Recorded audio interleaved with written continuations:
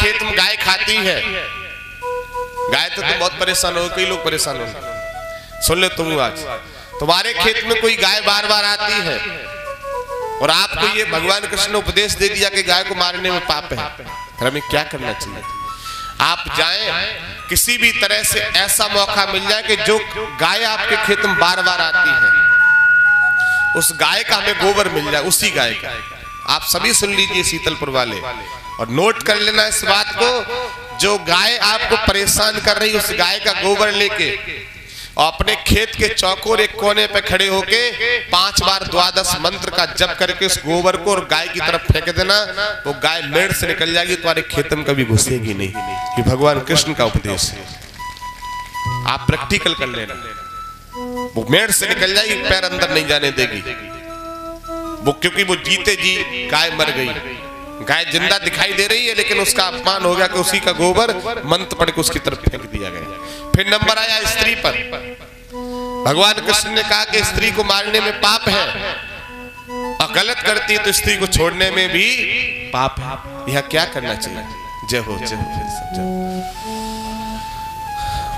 माला डालनी है, आ जाइए इधर से इधर चौकी सुना। तो कहा छोड़ने में भी पाप है। जैसे ये कहा तो भगवान कृष्ण ने कहा कि तुम्हारी पत्नी अगर कुछ गलत करती है उससे आप मारे नहीं, उसकी सैया का त्याग कर दीजिए, वो तड़प तड़प के मर जाएगी। मतलब उससे संबंध जो आपका बनता वो संबंध बनाना बंद कर दीजिए, तो नारी तड़प तड़प के मर जाएगी, तो मारने की जरूरत नहीं पड़ेगी। अब आया ब्राह्मण पे नंबर। अब विश्राज जी ब्राह्मण पे नंबर आ गए साहब, सीओ साहब। पंडित जी के साथ क्या करते हैं?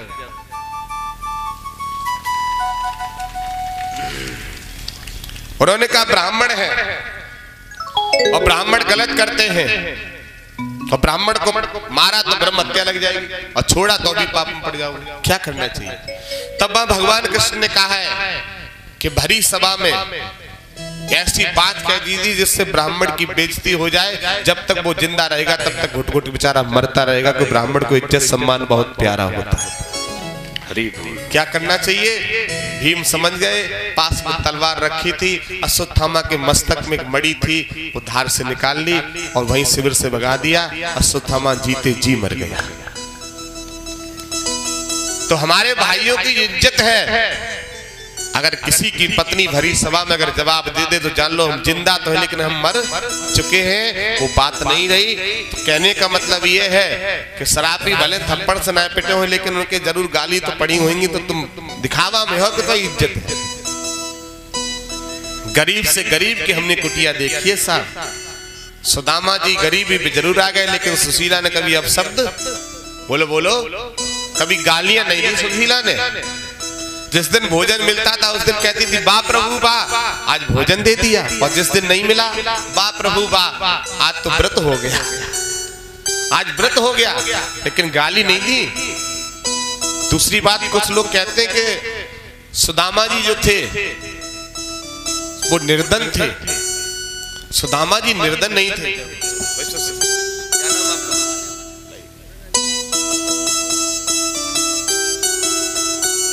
अब हमने आपको माला पहनाई, इसको पहन के सत्संग सुनिए। भविष्य में ऐसी माला किसी ना किसी कारण आपको पड़ेगी जो आपको विजय प्राप्त करेंगे। तो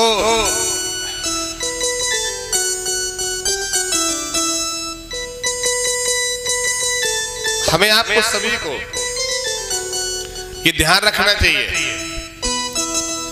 कि अगर हमारे पति है, पति का सम्मान पत्नी जब ही करेगी जब पति के कर्म अच्छे। और पति अपनी नजर 4 जगह मारे वो साहब, तो पत्नी गाली नहीं देगी। तुम डाल डाल फिर वे पात पात। आप गलत भोजन नहीं करोगे, भले घर में गरीबी हो, फिर माताएं आपका अपमान नहीं करेंगी, सम्मान करेंगे। और तुम्हें जय होशना है, अपने आप शरीर का होश नहीं रहा भैया, तो फिर अपमान तो आपको ही सहना पड़ेगा। तो हमें आपको अपमान नहीं कराना है, भरे सम्मान के साथ जीना है और शाकाहारी अपने आप को समझना और शाकाहारी बनना है। अपमान नहीं कराना है भैया, कुछ बिछाई की व्यवस्था और कराओ। वो पीछे हमने खाली कराओ, वो भर गयो, इधर बैठा रहो जो भर गई जगह, पीछे गार्डन तक वहां तक बहु भर गई, अब कहा जाएंगे बाहर कुआ में। अब तो मैया फिर खड़ी खड़ी रह गई। बड़ा शीतलपुर का प्रेम है साहब, इतना बड़ा पांडाल के बाहर निकल गए लोग, उसके बाद बिछाई बिछवा वो भी सारी, कुछ बिछाई इधर डलवा दीजिए, एक बिछाई सिंगल लंबी लंबी इधर डलवा दीजिए, क्योंकि काफी लंबाई हो गई। कहीं मैया को तो वहां तक उचक उचक के देख रही मैया, एक बिछाई इधर डलवा दीजिए बगल से।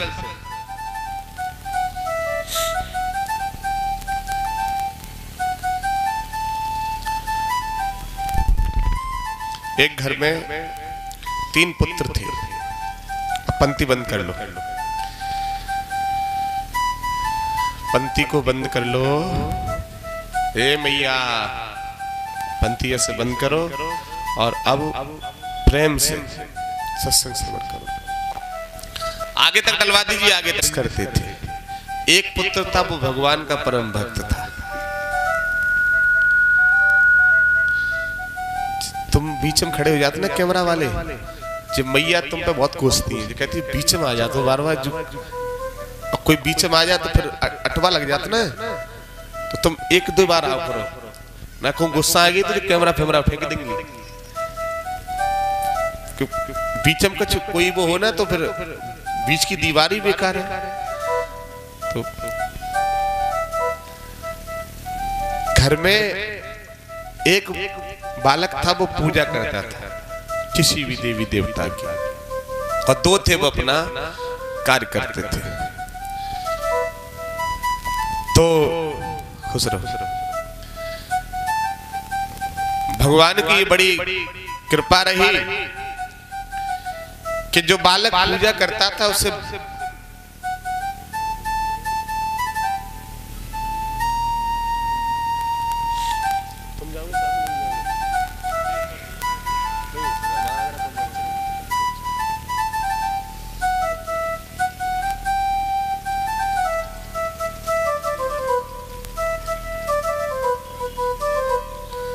हमारे एक भक्त हैं, ये गाड़ी निकाल के लाए, पुलिस प्रशासन ने किसी कारणवश गाड़ी इनकी पकड़ ली और 2 साल तक थाने में ठाड़ी कर दी। इन्होंने हमसे उस दिन कहा, गुरुजी भाई ये गाड़ी हम नहीं निकाल के लाई, सामने पीछे खड़ी है। बोले गुरुजी वो गाड़ी थाने में बेमतलब में खड़ी है, उसे छुड़वा दो आप, तो कम से कम सत्संग भी चलती रहे। मैंने कहा हमें मालूम नहीं था यार तुम्हारे पास गाड़ी। तो ठीक है, हमने कहा मैया से कह देंगे तो भाई हम जमानत गाड़ी की करा देंगे। तो उनकी गाड़ी छूटाई भक्त की, अभी ये सत्संग में गाड़ी अपनी साथ चलाएंगे, भगवान करे सदैव ये गाड़ी तो है, ये गाड़ी और इनको मिल जाए। अब जे तो गुरुजी साथ ही चलेगी, अब जिस चलन के लिए गाड़ी नहीं, और भगवान कहीं से माता रानी व्यवस्था करा दे तो अत्युत्तम होगा। नहीं वो तो आपसे जब आदेश की जरूरत पड़ती, जब आदेश हमने मैया से कहा, उन्होंने कहा ठीक, वहां तो बटन दबाई के काम तुरंत हो जाता है। सीओ साहब का इतना जरूरत हमें नहीं पड़ती है, कभी कभी पड़ती है कहीं।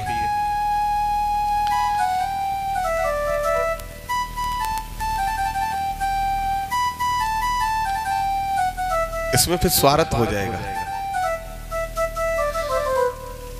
हमारे आपके जो एक गुरु शिष्य का रिश्ता है, आप अधिकारी हैं, हम एक संत हैं। अभी आपका या हमसे फोन पे जब वार्तालाप होता है तो केवल भक्ति का मार्ग है, और फिर किसी की भी मोटरसाइकिल पकड़ गई तो पुसारी रामवीर ने तो नंबर ले रखो है, तो आपको खुद ही पता होगा तो आपको दुखी करते होंगे। तो हम ये काम करते नहीं मोटरसाइकिल पकड़े भैया, हम भी नेता तो है नहीं। हमने आज तक कभी भी आपसे कोई किसी की सिफारिश नहीं की,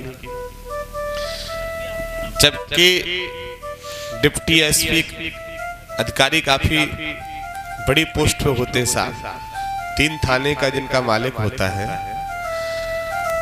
सीओ का एक प्रमोशन प्राप्त करना हर किसी की बस की बात नहीं है, लेकिन मैंने आज तक कभी भी शिव साहब से कोई सिफारिश नहीं की। एक ही सिफारिश है कि आप भक्ति मार्ग में जुड़ गए हैं तो कम से कम भक्ति मार्ग में अब और आगे तक चलते चले, और जो समय मिला है उस समय के साथ माँ आपको हर इच्छा पूरी कराएं और आपको दर्शन दीदार होता रहे। मेरे पिता ने दो बात हमें बचपन में सिखाई कि बेटा दो काम जीवन में मत करना। पहला काम बताएं क्या नहीं करना चाहिए किसी बेटे को। जहां माँ बाप का अपमान हो उस जगह खड़े मत होना कभी भी। माने मेरे पिताजी का कोई अपमान कर रहा और मैं वहां खड़ा हूं तो मैं उस बाप का बेटा नहीं हूं, अपने बाप का दुश्मन हूं जो मैं खड़ा खड़ा सुन रहा हूं। जिस जगह माँ बाप का कोई अपमान कर रहा हो, अपमान की बात भी कर रहा हो, माँ बाप की कोई बुराई कर रहा हो, वहां खड़े नहीं होना है, पहली बात। दूसरी बात, कभी भी कोई 2 नंबर की वस्तु यूज मत करना। ये 2 काम, और जिसके अंदर 2 काम होंगे तो फिर उससे कोई क्यों रोकेगा साहब। हमारे साथ जितनी भी गाड़ी चलती सब 1 नंबर वाली साहब, जितने भी लोग रखते हैं सब 1 नंबर वाले। और आप सबसे कहते हैं, भले आप अपने माँ बाप से अलग क्यों ना रहते हो, लेकिन जिस जगह आपके पिताजी कोई बुराई करता है वहां खड़े होकर कभी भी मत सुनना, नहीं तो आपके शरीर में फालिस मार जाएगी। जरूर कोई ना कोई अंग भंग हो जाएगा, क्योंकि पिता ने तुम्हें बचपन में जन्म दिया था। तुम्हारे शरीर पर भगवान को भी ये है कि धिक्कार ऐसे पुत्र पर है जो बाप की लोग बुराई कर रहे हो। ये पुत्र वहीं खड़ा खड़ा सुन रहा है, इसके शरीर को तो बेकार कर देना चाहिए। तुम्हारे बाप की कोई बुराई करे या माँ की बुराई करे, आप उस जगह से चले जाओ। अगर नहीं क्षमता, हम ये नहीं कहते लड़ाई करो, वहां से चले जाओ, करने दो। लेकिन अगर बाप की बुराई बेटा खड़े खड़े सुन रहा है तो बेटा बेटा नहीं रहेगा, एक दिन उसका जरूर उसको भोगना पड़ेगा, जरूर भोगना पड़ेगा। माँ बाप से बढ़कर जग में कोई दूजा नहीं ठिकाना। जिसने तुझे जन्म दिया है दिल उसका, जिसने तुझे जन्म दिया है दिल उसका नहीं। माँ बाप से बढ़कर जग में कोई दूजा नहीं ठिकाना। जिसने तुझे जन्म दिया है दिल उसका नहीं। सबसे बड़ा धन वो है कि जिस पुत्र की तारीफ जिसके माता पिता पीछे कर देना तो सबसे बड़ा धनवान, उसके बराबर कोई धनवान नहीं। मेरी मैया से जाके पीछे मेरे बारे में कभी चर्चा करना तो मेरी मैया बताएंगी मेरे बारे में कि महाराज जी ने क्या क्या किया है। जब मुझे लोग बताते हैं कि गुरुजी आपकी मैया बहुत तारीफ कर रही थी या पिताजी बहुत तारीफ कर रहे थे, तो पिता और मैया की नजरों में कुछ अच्छे कार्य ऐसे किए हैं जो माँ बाप तारीफ कर रहे हैं। माँ बाप के लिए कोई बेटा गलत नहीं होता, लेकिन बेटे के लिए माँ बाप हर गलत हो जाते हैं, बहुत जल्दी गलत हो जाते हैं। जिस बाप ने 2 मंजिल का मकान बनाया, 4 बेटों को जन्म दिया और 4 बेटों की जब शादी हो गई उसके बाद जब माँ बाप बिल्कुल वृद्ध हो गए और रिश्तेदारी से निमंत्रण आया साहब, और बाप को वहां जाना और वहां किसी बेटी का विवाह है, तब चारों एक दूसरे मुंह की तरफ देखते कि बाप को वहां रुपया कौन देगा लिखाने के लिए। तुम दो, तुम पिताजी को ढिगर रहे तो जो पिता को अपने पास रखे वही 100 रुपया और दे। राजनीति देखो, लेकिन जिसने अपने माँ बाप को अपने पास रख लिया किसी कारणवश, दुनिया में उसके बराबर कोई धनवान नहीं हो सकता। ये बात द्रौपदी से भी पूछा गया था, अर्जुन से भी पूछा गया, देवराज युधिष्ठिर से पूछा गया कि आप 23 असोड़ी सेना लेंगे या कन्हैया को अकेले लेंगे। तो दुर्योधन ने कहा, जो कन्हैया किलो का कर ले, इतनी सेना ले लो, सवाल युद्ध जीत जाएंगे। उसने अपने बाप को ही लेने के लिए मना कर दिया कि नहीं, कन्हैया का करेंगे, हमें तो सेना चाहिए। जिसके माँ बाप अगर पास में होंगे और वो सुबह प्रातः काल जिसके माँ बाप दुआ दे दे, वो बेटा बेटी कभी जीवन में दुखी होने वाले नहीं। हरि बोल। अच्छा एक बात बताओ, किसने माता पिता कितने लोगों के पास रहते हैं? किस किस के माँ बाप आपके पास रहते हैं? हाथ उठाना।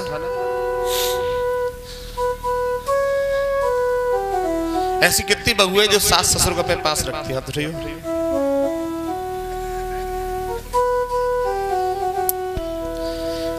वो बहुएं हाथ उठाए जिनके सास ससुर अभी जिंदा है। हाथ उठाओ ऊंचे। तो मैं अपने पति कसम हुए,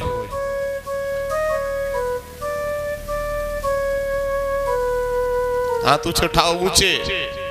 इनकी बगल ना फटी हो, ऐसे करके उठाओ, उठाओ ऊंचे, ऊंचे रखियो। तो मैं अपने पति कसम नीचे मत करियो। अब सही बताइयो, अब जामे से पति कसम उन्हें खिलाई है, अब बे हाथ नीचे कर ले जिनके माँ बाप जिनके पास नहीं रहते हैं। अब बताओ भैया, अब मात्र केवल 20% लोग ऐसे जिनके माँ बाप जिनके पास, 80% हाथ नीचे चले गए।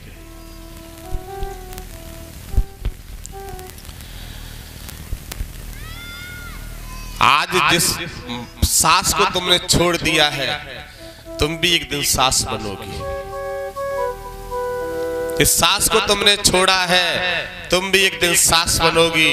जिस ससुर को तुमने छोड़ा है, तुम्हारा भी पति एक दिन ससुर बनेगा, वो भी बूढ़ा हो जाएगा, वो भी बुढ़ापे पे आएगा। तुम्हें अभी केवल माँ बाप को ना रखने का दोष सबसे ज्यादा मालूम किस पर आता है? बेटे पर। बेटे पर कमाल, लड़का बहुत मक्कार बाने अपनी बहू की बात।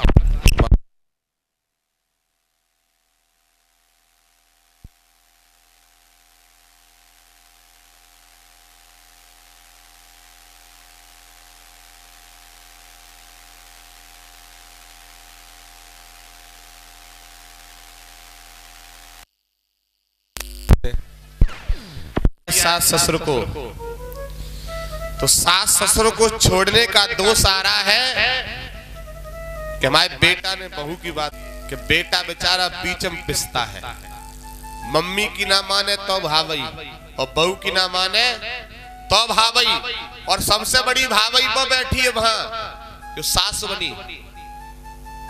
वो फोन करेगी जगह, तुमने अगर हमारी लली को नहीं कच कहना है, तुम्हें जेल करा देंगे, जेल केस लगवा देंगे। तो हिम्मत कैसे पड़ गई? अब वो बेचारे पे 3 लोगों का प्रेशर, 3 का दबाव। कई बेटे तो हमने ऐसे देखे बेचारे आत्महत्या कर लेते, कहते माने तो माने कि हमका बीच से चिर जाए और क्या करें बता। और इसमें घर में बिगड़वाने का काम, जिसने बहू ने अगर अपने माँ बाप को छोड़ा है, अपने सास ससुर की सेवा करना बंद की है, तो वो उस पर पूरा असर उसके मायके का है। जितनी जब माताएं बैठी हैं, ज्यादा हो तो अगली बार सत्संग सुनने मत आइयो, ऐसा का रिश्ता ना बनाता। जिन जिन ने अपनी सास ससुर छोड़ो, इन पे पूरा असर इन्हें माँ बाप को है, ससुराल मायके को। और मायके बांधने ने कान भर भर के इन्हें माँ बाप से सास ससुर से ने अलग करवा दिया। और आज भी कई घर में सीता सावित्री अनसुईया जैसी माताएं होंगी कि जिनके ससुर वृद्ध होंगे, सास वृद्ध होंगी, आज भी सेवा कर रही होंगी कि हमारी सासू। हरि बोल। आज भी परंपरा है, बहू अपने मायके जाएगी तो बिना सास के पूछे, बिना ससुर के पूछे, और कई तो ये उल्टे पल्ला भाई लगाई लिपटिक, अब पकड़ो बैग बगल में ची दीजिए, सुर्राटे बजा रही, मैं ना पूछ रही कहाँ ससुर बैठो है, कहाँ सास बैठी, उन्हें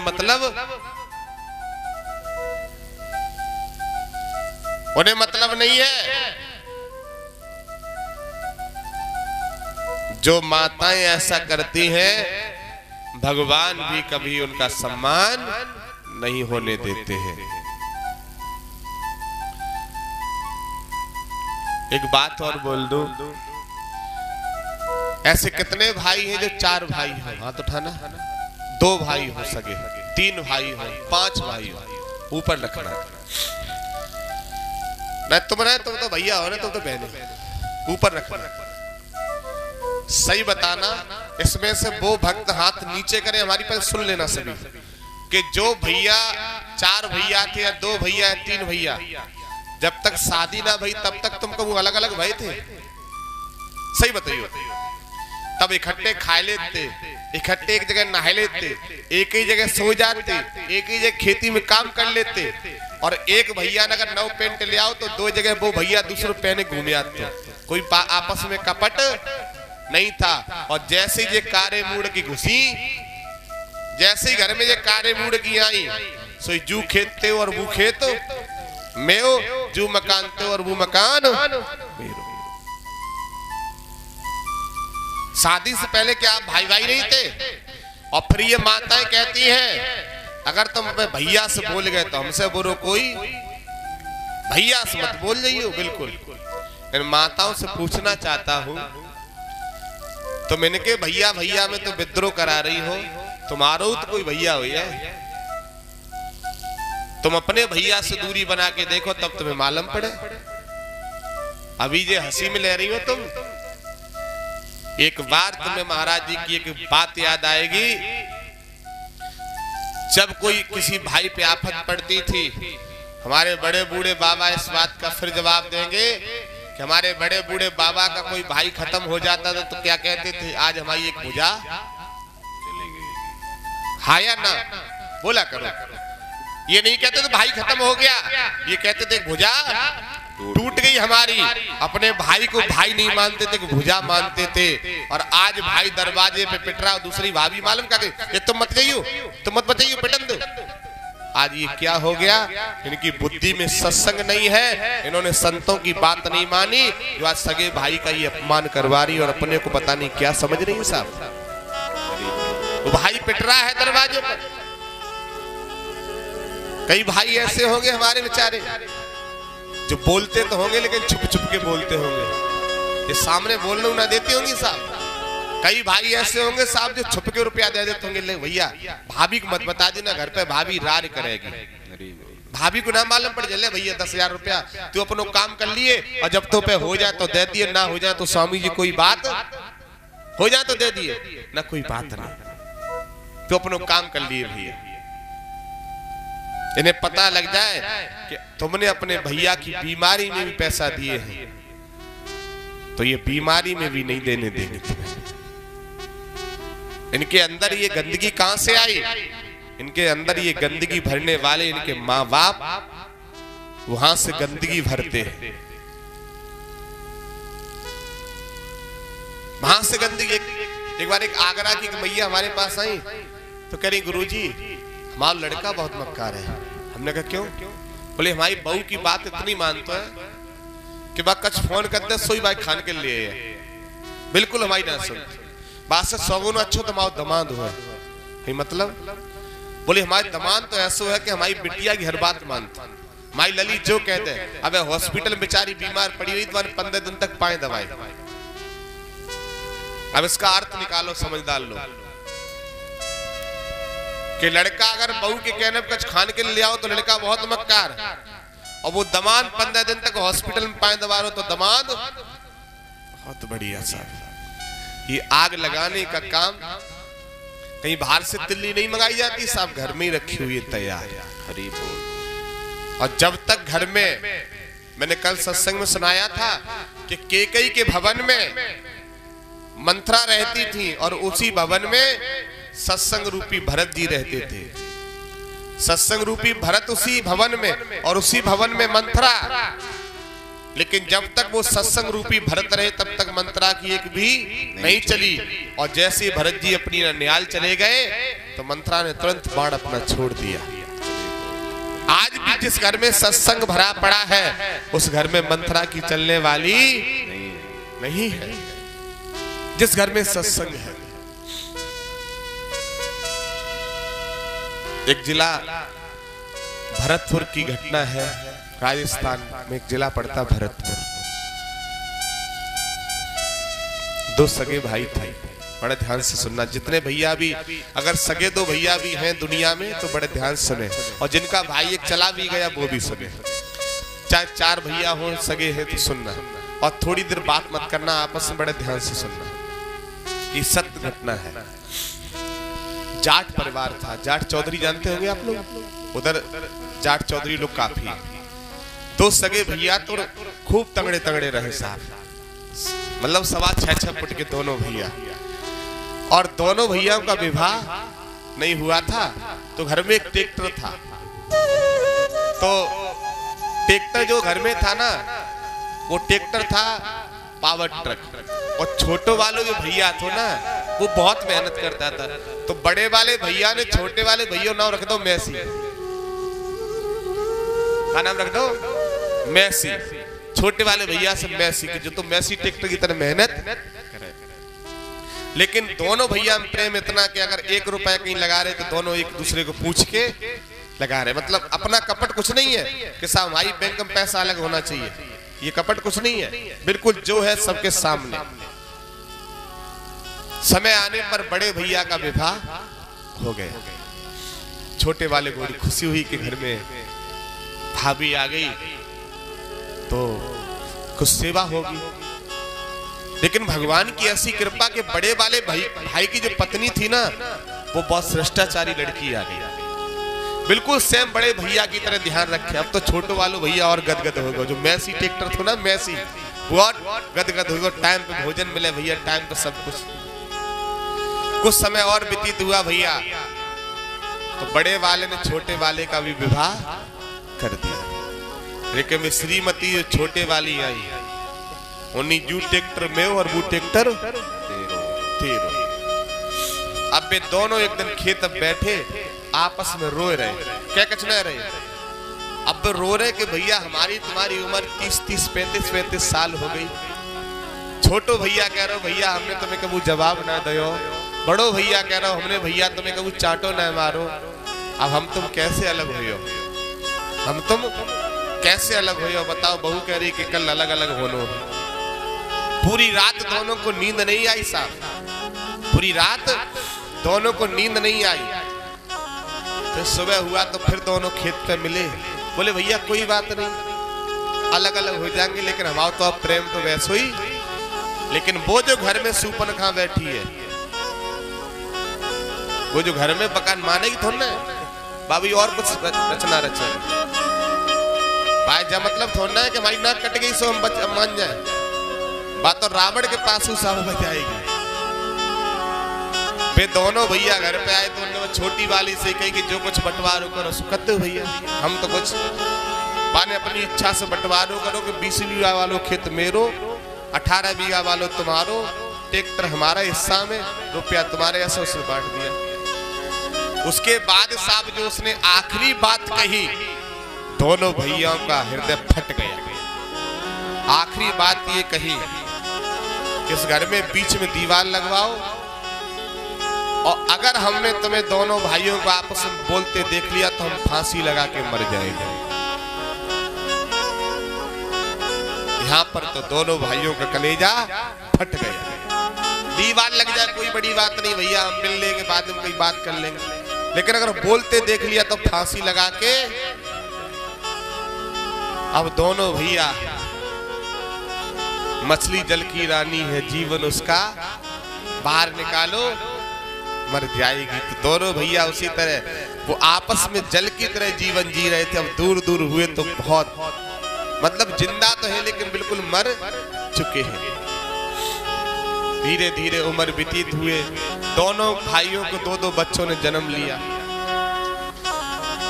अब एक भैया उधर से आ रहा, दूसरा इधर से जा रहा, तो आपस में रोते हुए जा रहे हैं, लेकिन बोल नहीं सकते क्योंकि घर में डर बैठा है कि फांसी लगा के मर जाएगी तो केस और लग जाएगा उसका। बहुत समय व्यतीत हो गया।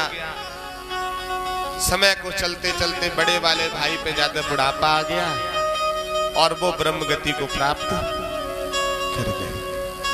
उनका शरीर छूट गया तो छोटे वाले भैया ने अपनी पत्नी से कही, आज मेरे भैया दुनिया से विदा हो गए। अब वो भैया दोबारा लौट के, बड़ा ध्यान से सुनना, ये सत्य घटना है साहब। अब मेरे भैया दोबारा लौट के कभी संसार में नहीं आएगा। आज मोए भैया कम से कम चेहरा देख लें दे, अब दोबारा वो चेहरा हमें देखने को नहीं मिलेगा। बाने पे लड़का जवान हो गया तो लड़कन से कहिए कि कमरा में बंद करो, कमरा में बंद करो, धक्का दो। अब बुढ़ापा हो गया था उस पर, छोटे वाले पर, बेचारे पर 60-70 साल की अवस्था। 2 लड़कों ने धक्का मारा और कमरे में बंद कर दिया साहब। बाहर से कुंडी लगा दी, अंदर चिल्ला रहा, अरे भैया एक बार चेहरा देखने को मिल जा तो। मेरे भैया अब दुनिया से विदा ले रहा, लौट के नहीं आएगा। रिश्तेदार क्षेत्र वाले आए, बड़े भैया का दाकरिया संस्कार हो गया, सब चले गए। शाम के टाइम फिर बाहर निकाल दिया गया। तो दरवाजे पे तड़प तड़प के रो रो के परेशान। 10-12 दिन लोगों का आना जाना रहता है दरवाजे पर। जब 12वें दिन जो भंडारा ग्यारी लगाई जाती है, फिर उसने, और उधर वो बनते मालपुआ साहब भंडारे में, उधर भरतपुर क्षेत्र में मालपुआ का भोजन बनता है। तो वो भंडारा हुआ भाई का, वो 13वीं का, तो मालपुआ बने। तो उसने फिर अपनी पत्नी से कही, छोटे वाले ने, कि आज भैया को हमें एक पुआ खा लें दी कम से कम, तो भैया के दिल को तसल्ली, आत्मा को तसल्ली हो जाएगी कि मेरे भैया ने कम से कम आखिरी समय में पुआ तो एक खा लियो है। पानी बंद करो कमरा में, फिर कमरा में बंद करा दिया। गुरु महाराज जी उधर महाराज जी इधर से आ जाओ, बस ठीक है। तो जैसे ही कहा कि एक पुआ हमें कम से कम आज खा लें दिए, मेरे भैया की आत्मा को तसल्ली हो जाए। उस महिला ने फिर बंद कर दिया। बड़ा ध्यान इधर रखो, बहुत सुंदर वाणी है।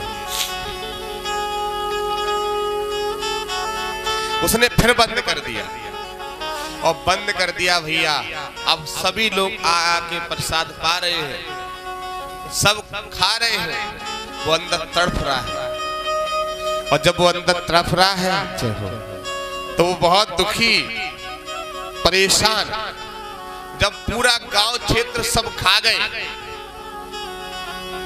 तो आखिरी में जो सूक्ष्म जाति के लोग होते तो लोग कहते, भैया तुम भी अपनो खा लो। तो उसको मालूम पड़ा उनके लड़कों को कि अब सब खाए गए, सी अपने बाप को बाहर निकाल दो। लेकिन जहां दावत चल रही थी वहां वो गांव में जो सूक्ष्म जाति के लोग बैठे खा रहे थे। तो उसकी पत्नी ने सोचा अब तो ये जाएंगे ही नहीं कहीं। तो वहां ने कही, जबकि मेरे पेट बहुत दर्द कर रहा है और मुझे शौच क्रिया करने के लिए जानो है, एक डिब्बा ले आओ। तो डिब्बा लाके दे दियो, और जब डिब्बा लाके दियो तो वो छोटा वाला भाई शौच क्रिया के बहाने से मकान के पीछे इधर से घूम के भैया गया, और वहां रोड पर जो पांडाल लगो तो जहां सूक्ष्म जाति के लोग बैठे खा रहे थे, उन्हीं के बीच में चुपचाप जाके बैठ गए। क्यों? कि एक पुआ खा ले कम से कम भैया की आत्मा को शांति। और जो भाई खत्म हो गए तो उनके लड़के परस रहे थे। उन्होंने देखा कि चाचा तुम और यहाँ इन लोगों के बीच में बैठे हो, चुप रही हो। कहीं चाची को मालूम पड़ गई तो फांसी लगा ली।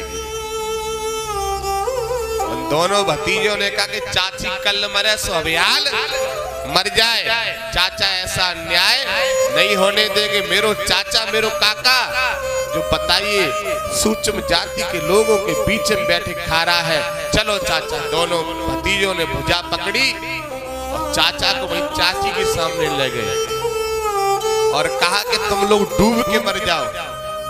अब ये दोबारा जवान नहीं होंगे। मेरे तो बाप चले गए और जेऊ जान वाले हैं, और तुम्हारे जीवन में जो तुमने जो दीवार खड़ी कर रखी है, दो बेटा तुम्हारे और दो भैया हम, ये दीवार पता नहीं कब तक रहेगी। तो वो चाचा ने एक बात कही अपने भतीजे से, बेटा मेरे भैया तो चलो गो, अब मैं भी जाने वाला हूँ, मेरी एक बात मान ले कि दो लड़का हमारे और दो तुम आज मेरे सामने चारों इकट्ठे हो जाओ तो मेरी आत्मा को संतोष मिल जाएगा कि मेरे चारों परिवार के इकट्ठे रहते हैं। और जैसे ही उन चारों ने आपस में एक दूसरे की जेठ भरी गले मिले, सबसे बड़ी बात तो ये कि वो छोटा वाला जो भाई जो चाचा था वो भी उसी समय प्राण छोड़ गए। उसी समय ये सत्य घटना भरतपुर जिला की है साहब, उसने भी प्राण ब्रह्म गति को प्राप्त कर गया वो। तो आज कई घर में ऐसा हो रहा है साहब, इससे क्या मिलेगा आप लोगों को? मैं आप सबसे प्रार्थना करने आया हूं कि मैया ये आपस में जो दीवार बना रखी इसे बिल्कुल खत्म कर दो। आप देखो, मैं इसके लिए एक बात और बोल दूं, तुम दो भैया हो अच्छी बात है, चार हो, तुम अपना खेत चार जगह बांट लो, समझना मेरी बात, चार जगह अपना अपना खेत बांट लो। मानो 8 बीघा खेत पड़ता है, 2-2 बीघा हिस्सा में अपना अपना कर लो, ठीक है? चार भैया चार जगह रोटी अलग अलग कर लो, बड़ा ध्यान सुनना, अलग अलग भोजन पकाओ, अपना बिजनेस भी अलग अलग कर लो, अपनी नौकरी भी अलग अलग कर रहे हो, सब कुछ अलग अलग कर लो, सबका बंटवारा कर लेना, लेकिन अपने दिल का बंटवारा मत करना। दिल एक बना के रखना, संसार में तुम्हारा कोई बिगाड़ने वाला नहीं।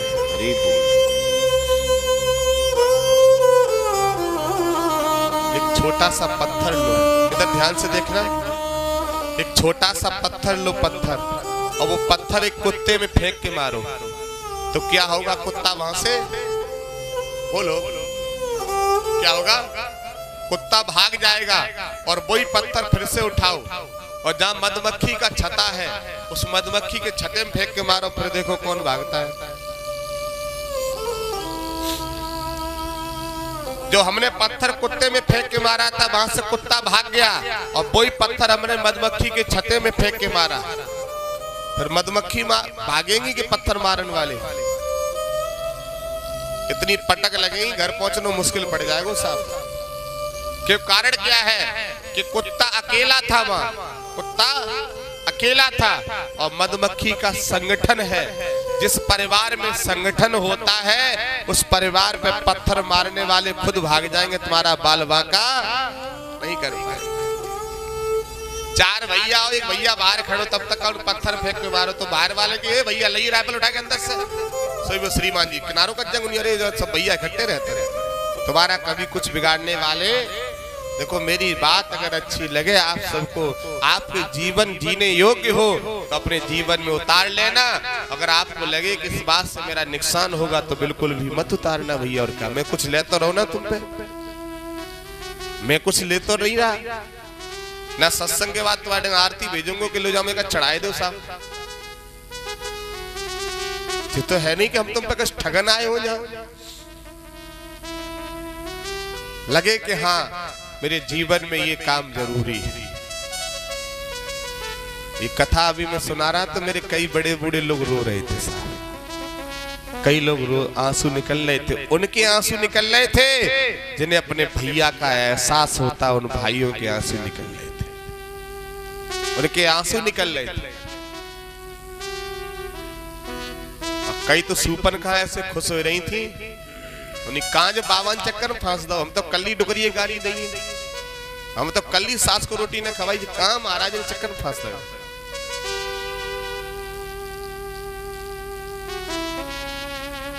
कब तक बरों की याद में माले सजाओगे, कब तक बरों की याद में माले सजाओगे, और बहुएं जला के बेटियां कैसे बचाओगे? हाथ लग रहा है। अगर हम अपनी बेटी को गलत पाड़ा पड़ा के अगर उस घर में आग लगवाएंगे तो मेरे भी घर में आग एक दिन जरूर लग जाएगी, इसे कोई रोक नहीं सकता। बुरा जो देखन मैं चला, बुरा ना मिला कोई, और जो दिल खोजा आप ना तो मुझसे बुरा ना कोई। माताओं, मैंने आखिरी समय एक बात कही आपसे कि आप अपना अपना धंधा बिजनेस अलग कर लो, रोटी भी अलग बना लो, लेकिन ये भाई भाई का प्रेम का जो रिश्ता है इसमें टुकड़े मत कराना, फिर देखना कितना आनंद बरसता है साहब। हम तीन भाई एक साथ पिताजी के साथ सामने रहते थे। आखिरी समय पिताश्री ने मुझे गांव बुलाया। 2016 में मैं घर छोड़ के आया था और 1 अगस्त को उन्होंने हमें घर बुलाया। लेटे हुए थे एक कमरे में, तो वहीं एक चारपाई डलवाई उन्होंने और कहा इस पर लेट जाओ। पहली रात थी वो हमारी उस घर दोबारा जाने की। रात के 3 बजे उन्होंने हमें अचानक से हाथ मारा चारपाई में, फिर लात मारी। मैं सो गया था। दिन सोमवार था उस दिन। दूसरे दिन प्रातः जब उन्होंने मुझे जगाया उस समय मंगलवार शुरू हो गया था। सोमवार को शाम को उन्होंने बुलाया। 3 बजे उन्होंने मुझसे 2 मिनट केवल बात की। सबसे पहला वाक्य मेरे पिता का यही था कि अगर दोनों भाई कोई गलती कर जाए तो तुम अपने आप को सबसे बड़ा समझ के और उन दोनों को क्षमा करना और सबको इकट्ठा बना के रखना।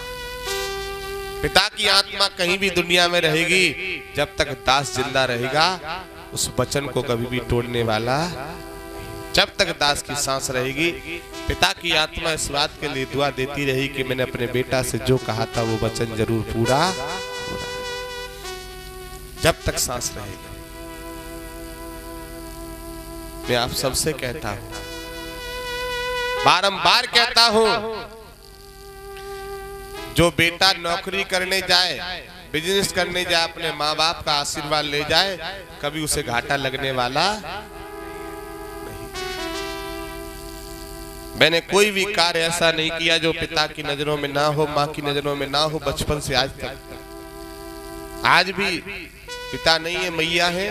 कि गाड़ी भी अगर नहीं लेता हूं तो मैया से पहले माता जी गाड़ी ले रहा है, ले लो। अरे ले लो, और अच्छी बात। माँ कभी मना नहीं करती। माँ क्यों मना करेगी?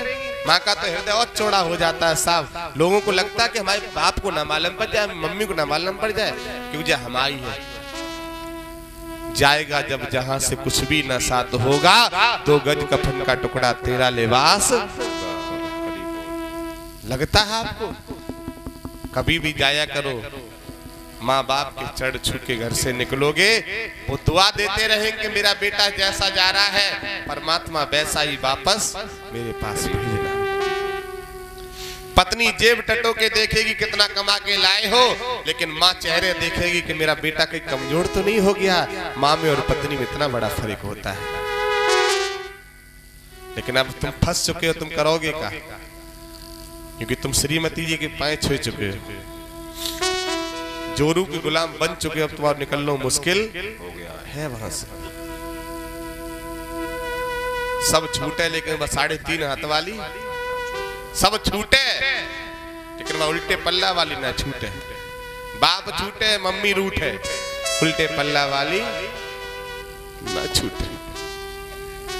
मत बुरे कर्म कर मानव, मत बुरे कर्म कर मानव, वरना पछताएगा। भगवान की नजर से आएगा, तू ना बच पाएगा, तू ना बच पाएगा।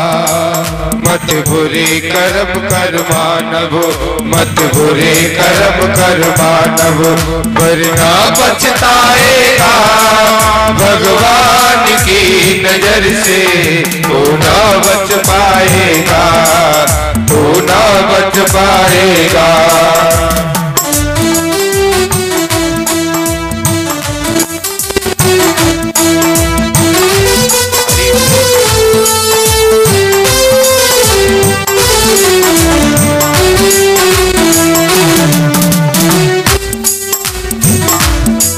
जब जाएगा तू मानव हर के दरबार में, प्रभु के दरबार में। जब जाएगा तू मानव हर के दरबार में, प्रभु के दरबार में। जब जाएगा तू मानव हर के दरबार में, प्रभु के दरबार में।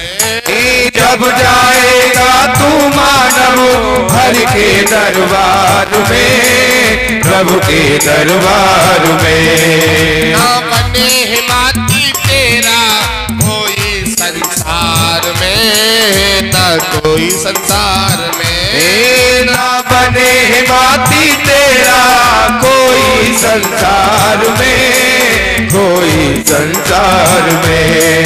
ये कुटुंब कबीला तेरा, ये कुटुंब कबीला तेरा ना तुझे बचाएगा भगवान की नजर से, तू ना बच पाएगा, तू ना बच पाएगा। मत बुरे कर्म कर मानव, मत बुरे कर्म कर मानव, पर ना पछताएगा भगवान की नजर से। तू ना बच पाएगा, तू ना बच पाएगा।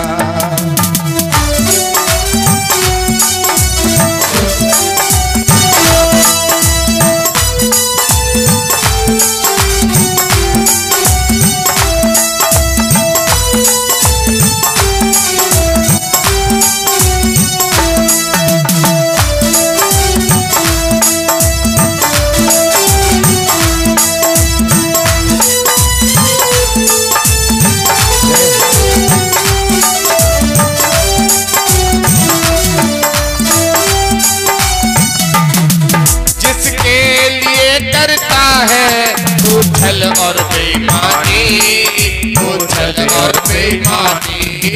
जिसके लिए करता है तू छल और बेईमानी, तू छल और बेईमानी। कोई नहीं है तेरा तून बात न पहचाने, तूने बात न पहचाने। कोई नहीं है तेरा तून बात न पहचानी, तूने बात न पहचानी।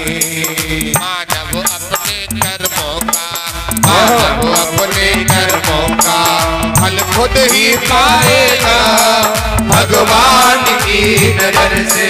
तू ना बच पाएगा, तू ना बच पाएगा।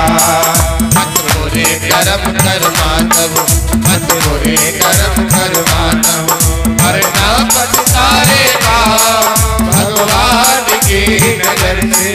तू ना बच पाएगा, तू ना बच पाएगा। मत बुरे कर्म कर मानव, पर ना पछताएगा भगवान की नजर से तू ना बच पाएगा। कितना भी कैमरा लगा है, मतलब मोबाइल भी चलाएंगे तो देख के चलाएंगे कैमरा लगा, जबकि ये भी नहीं पता कि ये कैमरा चालू है या बंद है, फिर भी उस कैमरे का डर है। और परमात्मा ने खेती से लेके खलियान से, दुकान से, मकान से, हर जगह अपना कैमरा लगा रखा है। वो कैमरा कभी बंद होने वाला नहीं है, वो हमेशा चालू रहता है और उसके कैमरे से डर नहीं लगता। जिसके लिए करता है तू छल और बेईमानी, कोई नहीं है तेरा तू बात न पहचानी। मानव अपने कर्मों का फल खुद ही पाएगा और भगवान की नजर से तू ना बच पाएगा।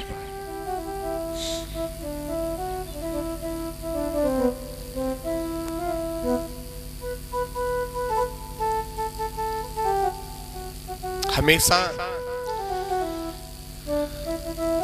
ऐसा कार्य करो जो हमारा परिवार तारीफ करे या ना करे। तारीफ जब हमारा पड़ोसी नहीं, हमारा क्षेत्र करे, ऐसा कार्य हमें करना चाहिए। और वो कार्य जब होगा जब हम कोई काम निस्वार्थ करेंगे। कई कार्य ऐसे हैं जो लोग स्वार्थ से करते हैं, कई कार्य निस्वार्थ करते हैं। हमें किसी भी कार्य में स्वार्थ नहीं देखना चाहिए। हमने गेहूं बोया है, उसमें समय से खादी लगाएंगे, समय से पानी लगाएंगे, देखभाल करेंगे। ये स्वार्थ मत रखिए कि इसमें 4 क्विंटल का बीघा कटेगा, 4 का नहीं उसमें 5 का कटेगा, लेकिन स्वार्थ मत देखिए। बिना स्वार्थ उसमें काम करते चलो, नाम जपते चलो, हर समय प्रभु का ध्यान धरते चलो। बिना स्वार्थ के कार्य को करो ना।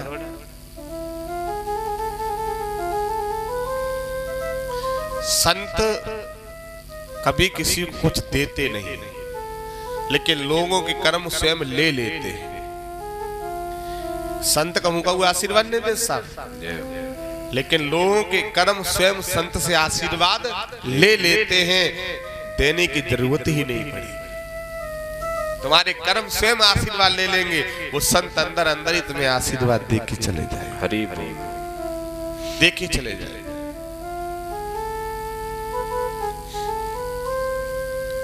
अभी 1 महीना पहले की घटना है, बिस्मा के पास एक गांव में एक बहू फांसी लगा के खत्म हो गई। तो जो उन बहू के ससुर थे वो दोनों पैरों से विकलांग, और वो नहीं जो गाड़ी चलती उससे चलते। पेपर में निकला कि उस ससुर को जेल जाना पड़ा। अब अंदाज करिए कि वो विकलांग ससुर की क्या गलती होगी बेचारे। श्रीमती फांसी हो या तो उन्हें अपने पति के चक्कर में लगाई हुई है, पड़ोसी के चक्कर में लगाई हुई है, या फिर रात में फोन पे चिपकी रहती हुई। आज की महिलाएं जो फोन रखती ना, कोई महिला हो या कोई लड़की हो, जिनको फोन जो हो, इनको फोन हर 15 दिन बाद तुम अचानक से छीन लो उनके हाथ में से, अब वो चेक करो तो तुम्हें चेक ना करने देंगे, वहां इतनी गंदगी भरी होगी फोन में। हरि बोल। और वो ही ये कारण है कि ये दिमाग में भी गंदगी है, और उसी गंदगी का कारण है कि माँ बाप की सेवा नहीं हो रही है। फोन चलाना अच्छी बात है, लेकिन कम से कम ये देखे कि हमारे ससुर भूखे बैठे, चाय को टाइम है उन्हें फोन पे लगी पड़ी, और ससुर पूछे बहू चाय ना बनी, अरे मम्मी का फोन आएगा। अब तो मम्मी का फोन तो बाद में कर लियो, वो बड़े बूढ़े बेचारे, उनकी सेवा जरूरी है। सीता जी ने स्वयं कहा है रामचरितमानस में कि सास ससुर गुरपथ पूजा, और इससे बड़ा धर्म नहीं। सास ससुर गुरपथ पूजा, इससे बड़ा धर्म नहीं। मायके वाले रूठे रूठ जाएं, लेकिन सास ससुर का आशीर्वाद मिल गया तो मायके वाले अपने आप खुश हो जाएंगे। लेकिन जहाँ सास ससुर रूठे तो रूठ जाए, मायके वाले ना रूठे। आज तो ये कई तो कमीने ऐसे जम बैठे होंगे साहब, इनकी बहन जी फोन करें कि वहां अलीगंज अड्डा ठाड़े हैं, या बहनों ही फोन करें तो क्या कहेंगे, फूफा जीजा ऐसा करो वहां टिर्री चलते हैं, एक टिर्री पकड़ ले 10 रुपया में छोड़ देगी। और इन्हें पता लग जाए कि भाई सारी आ रही है, तो 3 दिन तो खुद फोन करके पूछेंगे कहाँ आएगी। जैसी टेम्पू वाला उतारे फोन कर दियो, और पहले से ही जितने बड़े गुलाम हो चुके ससुराल वाले, पहले से मोटरसाइकिल गाड़ी लेके मत तैयार ठाड़ी में लगी साहब। बहन आ जाए तो दाल रोटी बनेगी, और ससुराल वाला कोई आ जाए तो पनीर बटेगी। फिर और जिस श्रीमती जी कहती हैं भाई बहन रोटी खाएगी, आज पूड़ी बनाएंगे अपनी बहन के लिए, है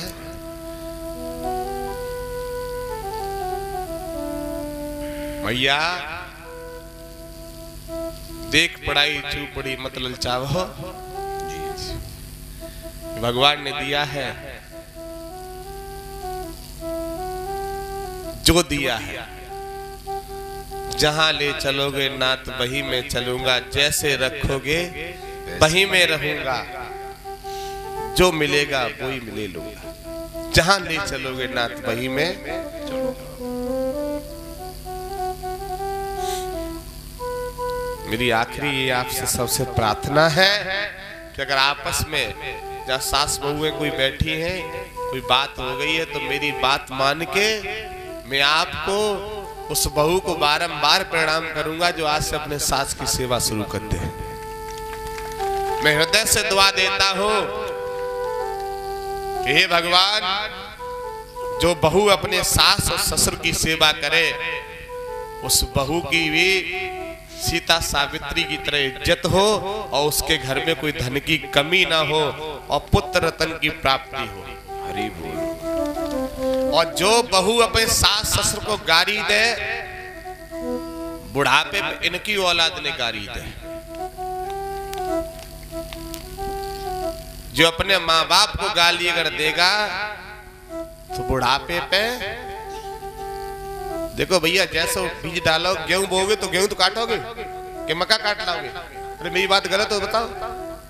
तुमने खेत में 4 बीघा जौ बोए तो जौ ही लाओगे, फिर हम गेहूं? तो इधर जैसो काटो कलयुग है, जैसो बीज डालोगे वैसी दरांती से माँ बाप को, सास ससुर को अगर शाम को 1 गिलास दूध पिलाओगे तो हो सकता आगे तुम्हें रबड़ी मिले। और घर के लला मठा को तस से मदन मार रहे जारी हैं, तो फिर क्या होगा साहब? कोई जीवन में अभी कोई संत नहीं आया, कोई भक्त नहीं आया तुम्हारे जीवन में जो तुम्हारी अंदर की गंदगी साफ कर देता है।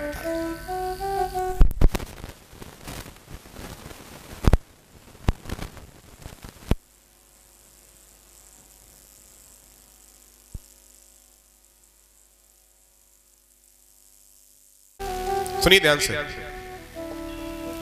एक बार एक संत एक गांव में पहुंचे तो एक माता जी को उन्होंने भिक्षा मांगी, तो माता जी ने भिक्षा उनको दी। चश्मा भाई तुम बहुत बोलती हो, ममता के पीछे, ममता के जस्ट पीछे वाली ये तो जहां जो बहुत बोलती है, बहुत देरी बोल रही है, हम खड़ो करते हैं कभी बार। तुम वो चश्मा भाई और तुम्हारे पीछे चश्मा भाई जी, चश्मा लगाए फैशन मत दिखाओ, शांति से बैठो, तुम्हें 4 आंखें ना आए। एक संत एक गांव, ये आधा सत्संग भी नहीं सुन पाते, ये बातन में मैं सत्य बता रहा हूं।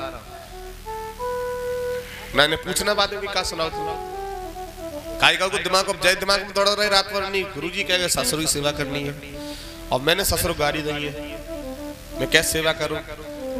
तुम्हारे ससुर को तुमने गाली क्यों ना दी हो, अब शब्द बोल दे हो, अगर थप्पड़ भी मारता हो वो ससुर फिर भी तुम्हें माफ कर देगा। तुम जाके पैर छू लेना, फिर भी तुम्हें माफ कर देगा। माँ बाप का हृदय साहब इतना बड़ा ना होता है, इतना बड़ा हृदय होता है, इतना बड़ा नहीं है, बहुत बड़ा हृदय है। अगर आपने गलती में ऐसा किया है, आप वहां जाइए और उनसे गलती की माफी मांगिए, भगवान भी तुम्हें क्षमा कर देते हैं, वो तो मानव है साहब। कहना दोबारा ऐसी भूल, ऐसी गलतियां कुछ नहीं होगी।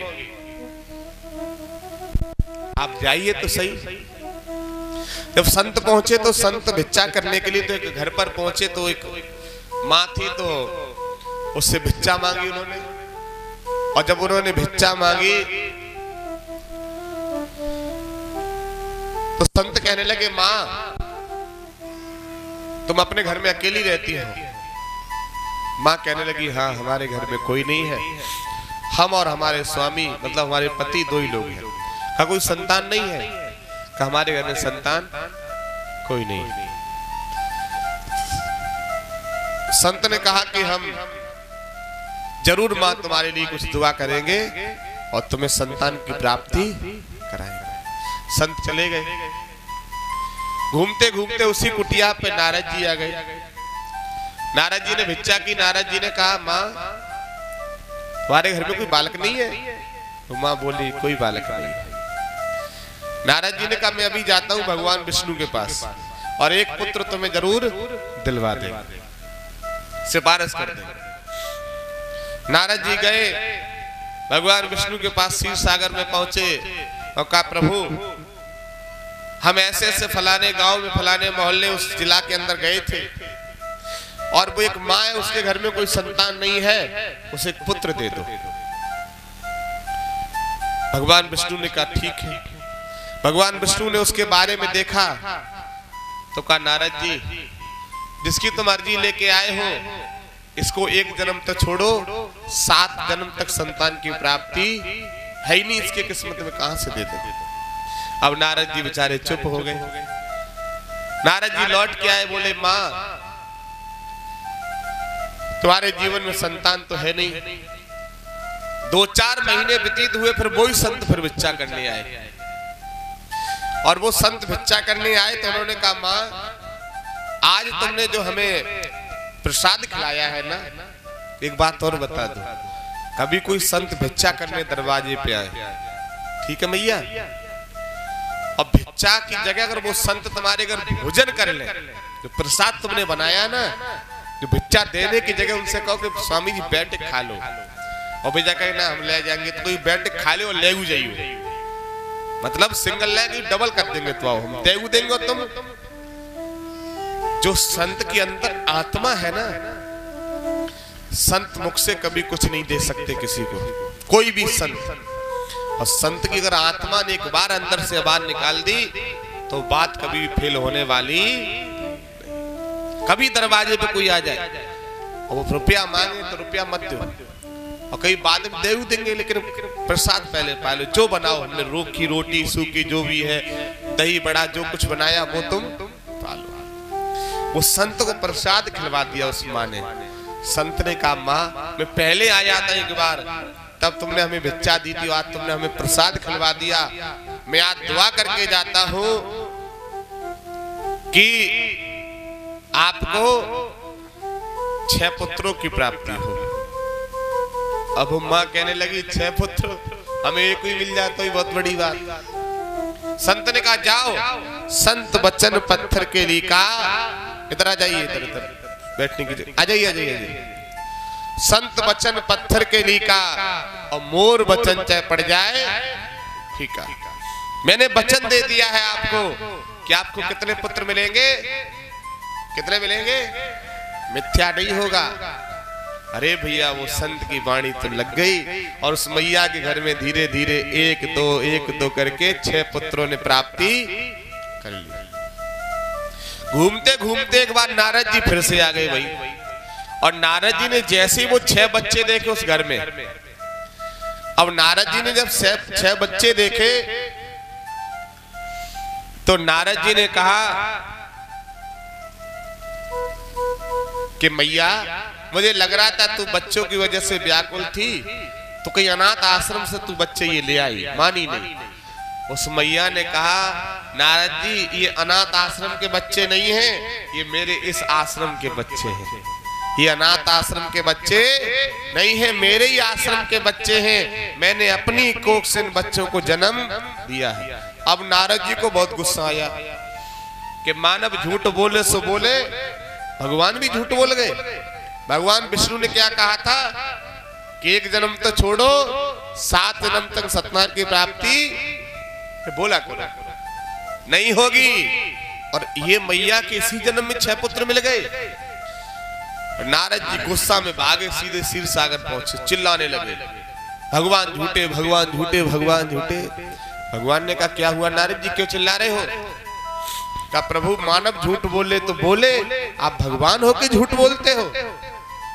भगवान ने कहा मैं तो झूठ कभी ना बोला, नहीं कि बोलता हूं, क्या झूठ बोल दिया मैंने?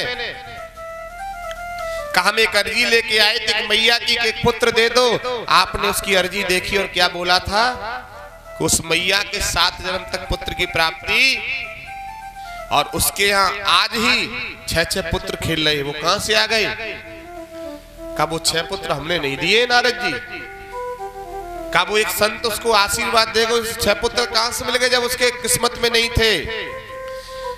तब भगवान विष्णु ने बहुत सुंदर बात कही कि नारद जी उस मां के जीवन में 7 जन्म तक पुत्र की प्राप्ति नहीं थी, वो मैंने नहीं दिए हैं, वो संत ने अपने कोठा से दे दिए। वो पुत्र कहां से मिले? संत ने अपने कोठा से दे दिए, वो हमारे यहां से नहीं गए, संत के कोठा से मिले। हरि बोल। संत जो भक्ति करते हैं, रात्रि रात्रि भर संत जो भजन करते हैं, जो गुरु भजन करते हैं, गुरु चाहे तो अपने कोठा से बहुत कुछ दे सकता है। उदाहरण जैसे मैं तुम लाइसेंस बनवानो चाहो नया बनेगो, और विधायक के कोठा में कुछ लाइसेंस होते हैं, विधायक लिख के दे दे तो तुरंत लाइसेंस।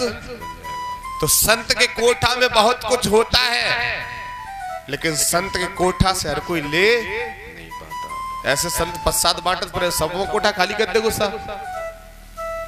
ये आपके सिवड़ी के पास एक गांव पड़ता है, आपके एटा शहर में आगरा रोड पर जेडएच कॉलेज के पहले मधुर गेस्ट हाउस के बगल में एक घर है, मौकम सिंह जिनका नाम है।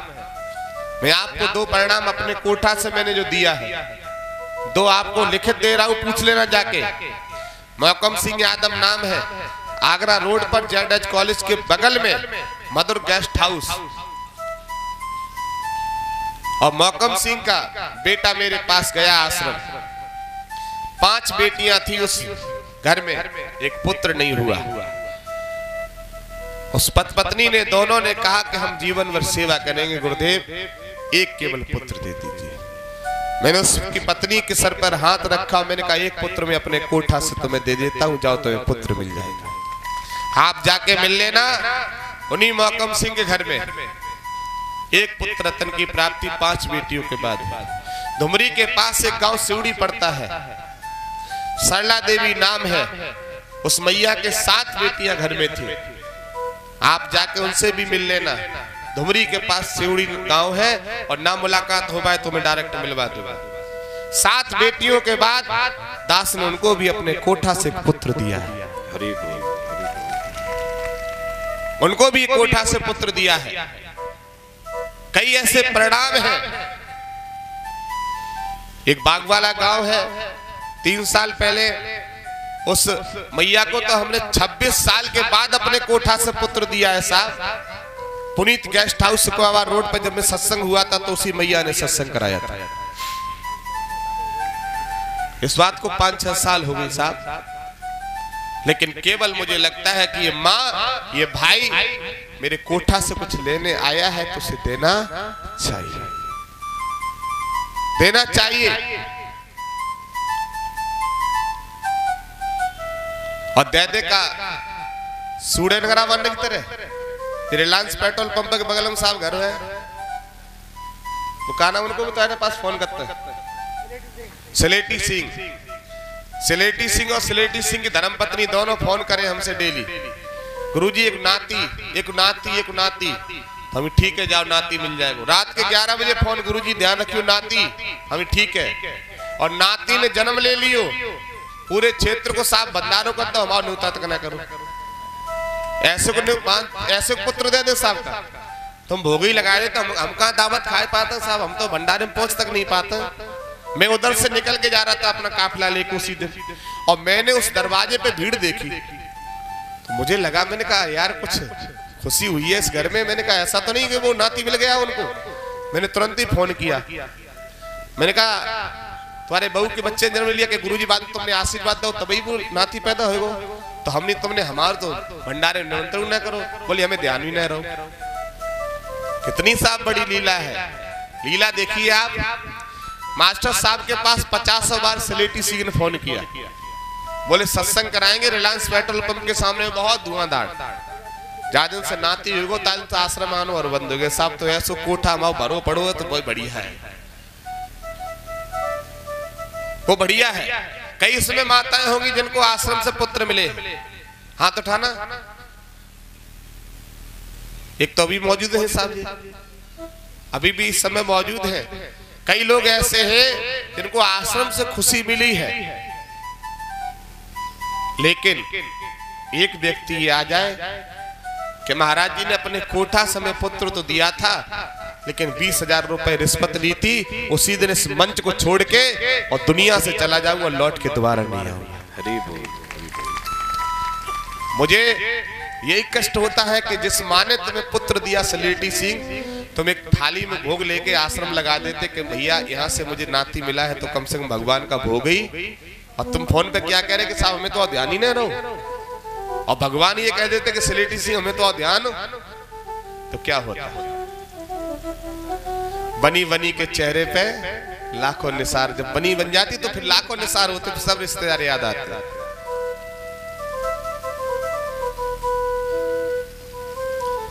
दया बिन संत कसाई, और दया करी तो आफत आई। कहां जाए संत, मानो उन पर दया नहीं करते तो लोग कहते हैं अरे उन्हें साफ नाती ना दया। दया बिन हम कसाई थे, दया बिन संत कसाई, और दया करी तो आफत आई। दुनिया खीर पी रही साहब, अजय दास महाराज देख रहे गाड़ी लेके जा रहे हैं।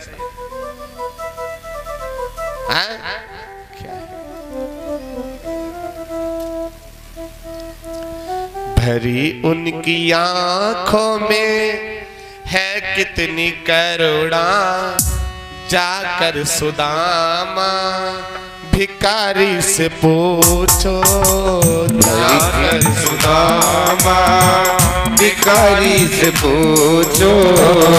भरी आंखों में है कितनी करुणा, जाकर सुदामा पुजारी से पूछो, जाकर सुदामा पुजारी से पूछो।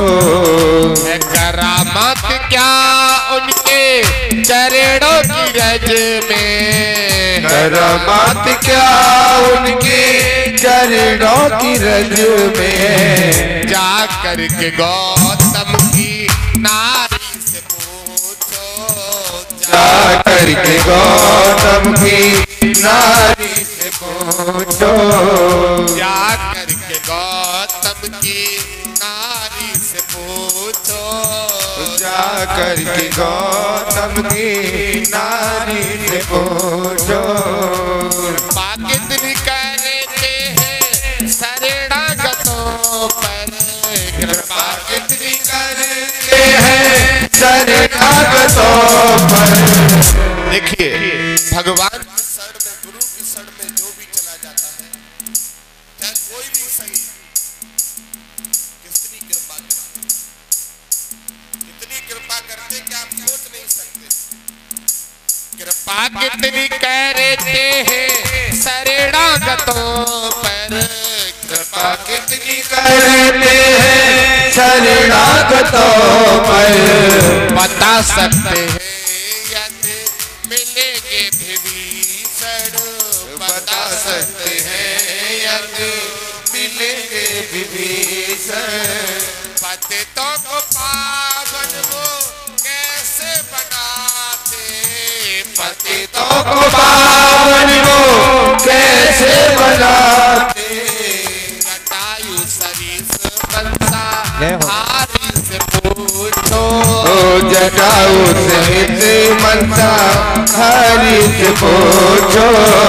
जटायु सरीस मनसा धारी से पूछो, जटायु सहित मनसा धारी से पूछो। करामत क्या उनके चरणों की रज में, करामत क्या उनके चरणों की रज में। जाकर के गौतम की नारी से पूछो, जाकर के गौतम की नारी से पूछो। जाकर के गौतम की नारी से पूछो, जाकर के गौतम की नारी से पूछो। प्रभु कैसे सोने देते हैं दुखियों की आहें, प्रभु कैसे सुनते हैं दुखियों की आहें। प्रभु कैसे सोने देते हैं दुखियों की आहें। प्रभु कैसे सुनते हैं दुखियों की आहें। तुम्हें ज्ञात हो राजा बलि की कहानी, तुम्हें याद है राजा बलि की कहानी। तुम्हें ज्ञात हो राजा बलि की कहानी, तुम्हें याद हो राजा बलि की कहानी। निराधार का कौन आधार है जग में, निराधार को कौन आधार है जग में। निराधार का कौन आधार है जग में, निराधार का कौन आधार है जग में। द्रौपदी दुलारी से पूछो, ये प्रश्न द्रौपदी दुलारी से पूछो। ये प्रश्न द्रौपदी दुलारी से पूछो, ये प्रश्न द्रौपदी दुलारी से पूछो। करामात क्या उनके चरणों की रज में, करामात क्या उनके चरणों की रज में। नारी से पूछो जाकर के गौतम की, नारी से पूछो जाकर के गौतम की, नारी से पूछो जाकर के गौतम की, नारी से पूछो।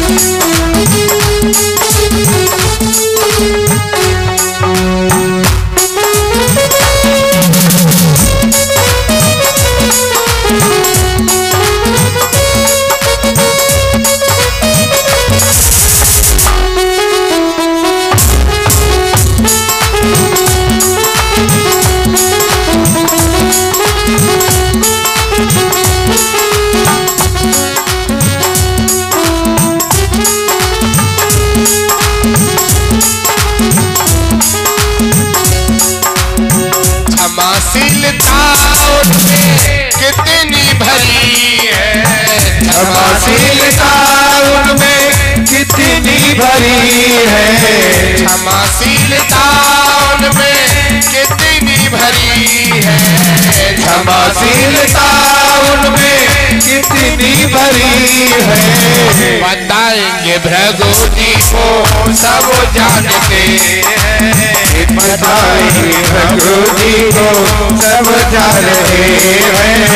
हृदय उनका भाव का होगा है कितना, मैं उनके भावों का होगा है तेरा, हृदय उनका भाव का कितना, हृदय उनके भावों का होगा है तेरा। विदुर सबरी भाई भाई से पूछो विदुर सबरी भाई से पूछो।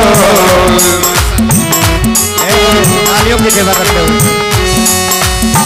करामात क्या चरणों की रजों में, करामात क्या उनके चरणों की रजों में।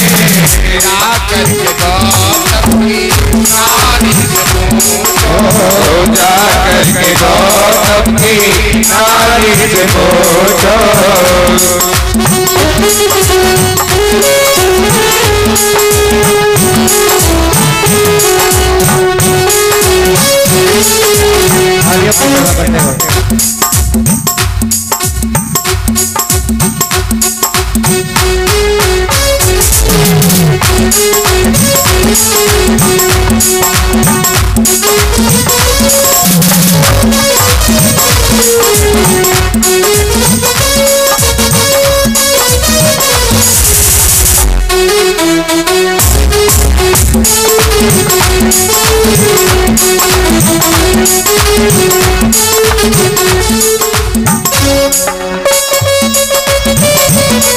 गुरुदेव की महिमा का, गुरुदेव की महिमा का कोई पार न पाता है।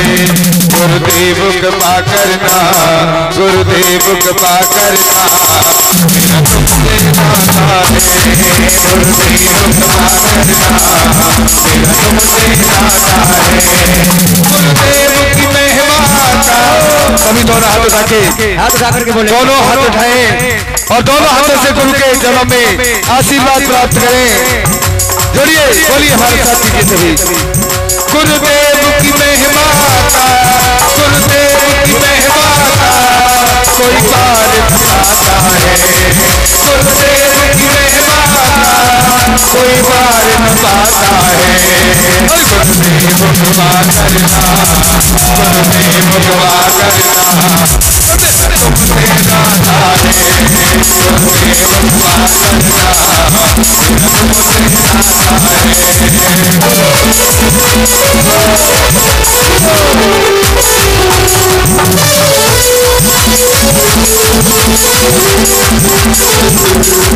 ब्रह्मा भी गाते हैं, विष्णु भी सुनाते हैं। ब्रह्मा भी गाते हैं, विष्णु भी गाते हैं। ब्रह्मा भी गाते हैं, विष्णु भी सुनाते हैं। और भोले के डमरू पर, भोले के डमरू पर नाम ही आता है। भोले के डमरू पर नाम ही आता है।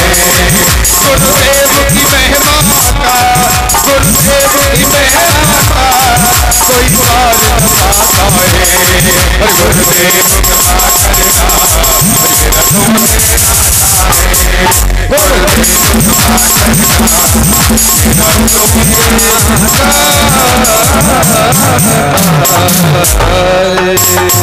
बोलिए गुरुदेव भगवान की, प्रेमपुरा धाम सरकार की, श्री बालाजी महाराज की। गुरु घमंड करो।